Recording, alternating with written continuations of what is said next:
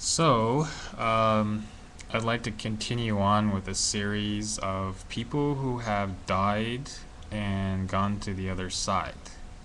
Some call it a near-death experience, some call it a spiritual experience, some call it an in-death experience, or some people just call it an accident.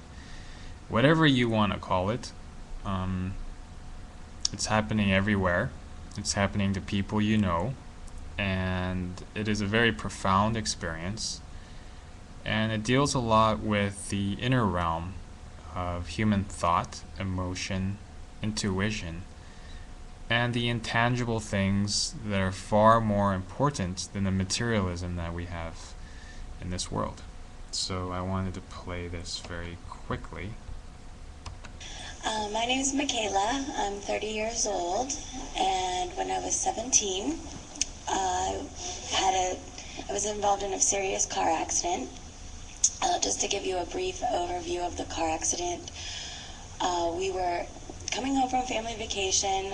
I was in the back seat of the car sleeping, and for whatever reason, I still today do this. I sleep with my hands over my head. So we were following a tractor trailer carrying farm equipment, and it was going very slow. My mom had her four-way flashers on. We were going maybe 20 miles an hour up a steep hill, and a 16-year-old girl who had her license for a week and a half tried to pass us on a non-passing zone, and there was another car coming. She hit us at about 80 miles an hour when we were going 20.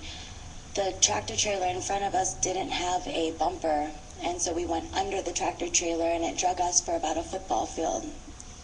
Since we were on our way back from vacation, we had luggage in the trunk, and the luggage went under the seat and pushed the seat up, and the roof came down, so we went up and cracked our heads off the roof. I had a severe closed head injury. My eyelid was torn out, like my eyebrow was up here. My arm went through the back windshield, my bicep was cut in half, and I was in a coma. I don't remember the accident, but I do remember the life flight when they were putting me on a helicopter to take me to the airport. I opened my eyes because I could feel the wind, but I thought it was dreaming. I would say that would be a classic near-death experience. Uh, she was definitely in a coma, and she was in a very bad accident, and physically she was definitely in distress. So this is something that is very genuine. So I will continue. So I went back to sleep. And then I didn't wake up again for 7 days. They induced another coma because I was going crazy. And I was supposed to only be in the coma for maybe 24 to 48 hours, and I didn't wake up. I flatlined. And So that's very interesting. She was in a coma, and she flatlined. If people don't know what flatline means, it's they measure your heartbeat with an electrocardiogram, and that measures your heartbeat. And when you flatline, there is no heartbeat. And usually in the medical community, when you don't have heartbeat, that means you are clinically dead. And so clinically dead means you are dead dead. It doesn't mean that you're having a hallucination. It means that you're actually dead. Brain death is something different. But I would like to say that yes, I mean, she went through a flat line, and she was in the hospital, and she was going through coma. Now the interesting thing is, the question that many people ask is, well, what happens when you die?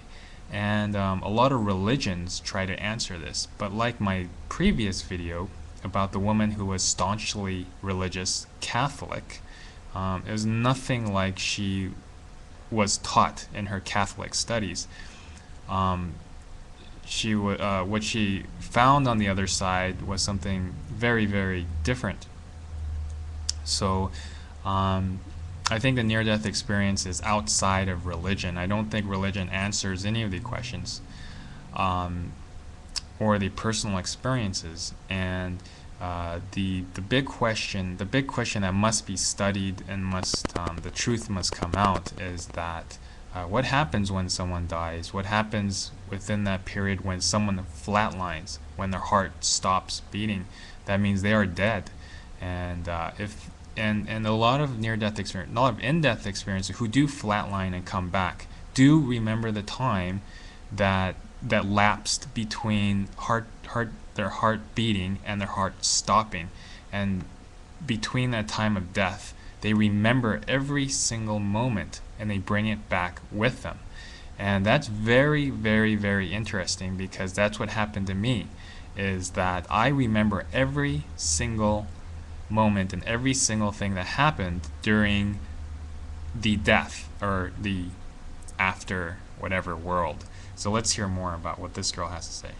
I ended up being in the coma for a total of about 14 days. When I was flatlined, I remember being surrounded by a white, fuzzy light, and I was being held. Someone was hugging me. I couldn't see that person, but I knew I was with God or my higher power. And that's another reoccurring theme in the near-death experience is the light, the white light, the loving light, whatever the light is, whatever this energy is. I've always called it the loving force, but you could call it whatever you want to call it. So there seems to be this light after death. There seems to be this warmth, whatever it is, that also should be very studied, and that should also be emphasized in our schools, and that the nature of this light that all these people are experiencing after they die is this nature of this light is it's really unconditional. And I don't think very many people in this world, especially in Western societies, in Western materialistic societies, that they don't understand the true definition of unconditional. And religions mostly hold many conditions on this, but the true nature of this light is that everyone experiences this light, but it's actually a part of them anyways. So it's something that cannot be taken away. It's something that we are born with, and so I think religions really play on this, but they also use it to manipulate. But I try to get away from religion, but this is I'll keep playing this. I felt very pleasant. I wasn't afraid. It was very comforting. Actually, it was probably the best feeling that I've ever felt in my life, in my death. I felt my best feeling.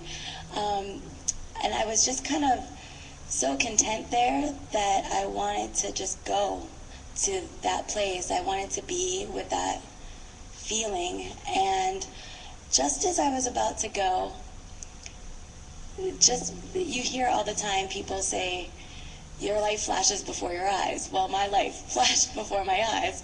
It wasn't really what I expected.